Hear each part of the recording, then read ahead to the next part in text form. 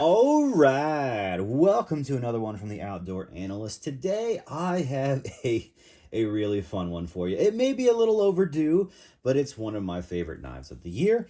And before I dive in and we really jump into it, if you wouldn't mind just taking a second and hitting the subscribe button if you haven't already, I would really appreciate that. Truly, every little subscribe helps the channel immensely. So if you just take a second, give it a click. Oh, thank you. If you like knife content, outdoor content, I usually am posting about a video a day, so thank you so much. And if you like hunting, hey, guess what? Dropped a new book on Amazon. Link is also down below. All right, what are we diving into? We're going to be talking about one of my favorite camp knives, and that is the Lishen Bushdog. Now, if you are not aware or familiar with Lisha Knives, you're going to be clearly after today. He is one of my favorite makers right now, just because he does incredible work. Everything is very well thought through in every way, shape, and form. I mean, literally every angle. This guy literally painstakingly works to make it perfect. And that's what I love. And also, Christian's a really nice guy. Honestly, like, he will talk with anybody. He will probably spend way too much of his valuable time chatting with, people like me on ridiculous things. And it's just great. He's just a wealth of knowledge in knife making. And he has come into the knife making world and made a huge splash. Matter of fact, he's one of the best that's out there. And I just love what he's doing right now. So that's a little bit about the brand, aka the maker. But Lisha Knives, the Bushdog, is just a quintessential camp knife in my mind. It's a fantastic camp knife. And what you're kind of getting is a really nice, super thick sheath. This guy does all their sheaths, for the most part, in-house, which is pretty amazing. Just super cool. But this is a 5.87-inch blade. Roughly the whole thing's, I think, 10.75 inches, so about 11 inches long. It is 0.16 thick on the spine. Comes down to not an incredibly thin tip, but a nice tip. Pretty much perfect for doing camp work. And it's an A2 tool steel. I love that choice of steel. It's just a workhorse for me. It's a carbon steel, so it's not stainless, but it has pretty good edge retention. Very tough, and it's also easy to hone back up. It's not super hard, but it's not nearly as difficult as like 3V. It's not as easy as 80C or V2, so it's kind of in between, but you're also getting in between edge retention as well, which I really do like. So it is also about 1.5 inches tall. It's a pretty tall blade and a nice saber grind. And that means it gets down to a very, not a super thin, but a pretty darn thin edge. For a camp knife, this is getting down there. It slices immaculately well. It does food prep incredibly well. I love it. So if you're at the camp and you just need to get some, your tomatoes, make you get those little vegetables and fruits down for the little ones, nice and thin. This will do it as a big knife. It's almost a 6-inch blade, but man, it will fillet and chef for you like crazy. And then on the other end, what I love this thing for is for fire prep. It fire preps like an absolute boss. It just has such a great saber edge on there. It's nice and thin, so it splits wood great. You can do pretty much all that you need with nearly a 6-inch blade. And then it also feather sticks like nobody's business. It really performs like a smaller knife, which is awesome. Super awesome. The ergonomics, it is fairly Coke bottled, but kind of subtle on the Coke bottle. And it feels really comfortable in hand. Very comfortable. Also very well chamfered up here. Super chamfered, actually, with a nice sharpening choil. So it is super comfy, whether you're just, food prepping or really nailing down and doing fire prep. Oh, it's just immaculate. Love the brass pins on there. They're just really cool. That's my jam. And then this has a nice micarta, some nice natural liners. And this one was kind of like special requested to have a little, not the most smooth on the micarta. I think it's actually a lower grit. And it feels kind of grippy. Feels a little more grippy. I really like that, which is just such a big win. Now, I love this knife so much. Clearly, everybody knows I like it already. That I picked up a second. Let's just be honest. I love this style. I love this knife, so I kind of picked up a little fancier one. Still A2 tool steel. It's still the same awesome sheath, but now we have this just nice, natural micarta, bronze, black liners. I don't know. I just love this one. It just seems so cool too. And I've been using both of these pretty much equally, honestly. Maybe this one a little bit more for just beating around the bush, especially at the cabin and stuff. But man, they are good. Matter of fact, having two of the same, I can say they are equally immaculate. And that's what I love about Lishen. He does awesome work. These are from different runs, and they're just awesome. They're absolutely awesome. This is an older run. This is a newer run of them.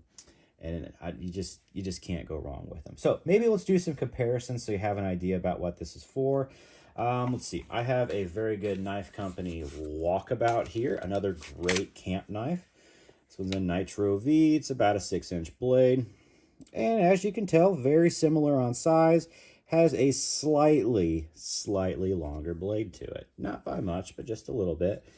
And I think it actually is just a wee bit thicker on the stock for the Walkabout. Handle-wise, about the same on thickness, just you have two different ways. This is Coke bottled. This one's not. This kind of uses that old school style of thin and thicker on the back, which I really do enjoy that as well. Two different ways to go at it. Excellent camp knives, just a good size there. And then a lot of people will know, let's pull out, oh, an old Bravo 1.25 LT. Another great camp knife, honestly. If you can get a good Bark River, they really are awesome. But getting a good Bark River is easier said than done these days. Just quality control. You have a whole bunch of different grinders over there that are kind of doing their own thing. Versus you go to Lishen, it's Christian making these. It's one guy, and man, he is so bloody consistent. But size-wise, this is another version of a Coke bottle. I think the handles are just a little more contoured and a little bit thicker on the Lishen, and I do actually enjoy that a little bit more. But I've had this knife for years, and it has served me incredibly well. This is a Saber Convex. This is a Saber V-Edge. These act almost... Now, I know this sounds crazy, but if you've never used a Lishen knife, his V-edges are insanely thin. Not dangerous, like where they're going to have issues because he uses really tough steels, but they act almost like a convex edge. So to me, you just don't lose any performance when you're doing something like that. Maybe we'll put up a little bit of a smaller knife that people know, just so you have another idea of comparison. This is the Ursus 445 from White River. Handle-wise, actually fairly similar handle size, a little bit thinner blade, and also a shorter blade, 4.5 obviously versus 5.8. So definitely a larger camp knife, and it is. I kind of consider this a large camp knife, and this is kind of like a medium camp knife. But I love the larger ones because if you're car camping per se, even if you're just wherever you're at, just cutting down regular trees, but car camping specifically, they usually have those bundles of wood that you know you're going to be buying when you're there, or you're bringing your own. And you generally need to actually baton or split some chunks of that off so you can get your own kindling, because there's just never anything hanging around campsites if you're at like a car camping place. So I love the slightly larger blade. It's also really nice for food prep. If you're doing some big stuff, it's nice to have a blade that can actually handle it. Sometimes it is annoying to have a shorter blade, but this thing is just top notch all around, and I absolutely love it. I love Christian Lishen's work. You can pick pretty much most of his, he's got a few new dealers, but I know the main ones are DLT and Knives Ship Free, and then he does runs of stuff, just like, just like Bark River does. He does runs of knives, and then he kind of goes back and forth between those dealers from what I've seen. And it's really, really cool, and he makes just top-notch stuff. And if you ever kind of want to dive more into, get to know him more, he does have his own Facebook group, and then he has kind of like a custom group where you get like really in-depth information, and then he'll do giveaways and stuff on there too, which is pretty darn cool. So yeah, I love the Bushdog. If you're looking for a large camp knife, I wish I still had the like TJ Schwartz LT5. Another great camp knife. think this one's a little classier, a little slicier even. Both an A2 tool steel, so I love them both. But yeah, this one's just excellent. But that's another good comparison between these knives as well. I wish I had that. I borrowed mine, the one I did the review on, I borrowed from Gabriel over the last Huntsman Outdoors. And actually, I got this knife from him too. So it's not only had my testing, it's had all of his testing on it as well, which is incredible. That man has beat the crap out of this knife, and it's still, ooh, it's still darn good. Still darn good. So, hey, if you're camping this year, keep an eye out for Lisha Knives. I love the Bushdog. It's about that season for fall, starting to get cooler now. Oh, now I got crazy amounts of rain, which has been frustrating, but it's been yeah, it's tough for the farm. But at this point, it's great time to prep for camping and getting outdoors. That's for darn sure.